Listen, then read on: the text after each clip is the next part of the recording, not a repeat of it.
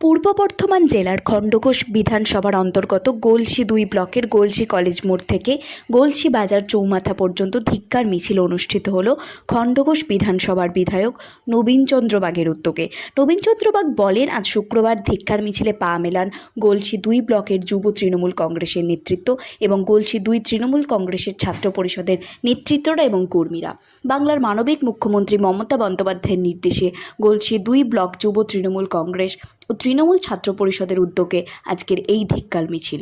BJP ও সিপিআইএমের যৌথ ষড়যন্ত্রে প্রায় ২৬,০০০ শিক্ষক শিক্ষিকা এবং শিক্ষাকর্মীর চাকরি বাতিলের প্রতিবাদে সারা রাজ্যে চলছে প্রতিবাদ সভা ও ধিক্কার মিছিল। সারা রাজ্যের সাথে পিছিয়ে নেই খণ্ডঘোষ বিধানসভার অন্তর্গত বিভিন্ন এলাকা।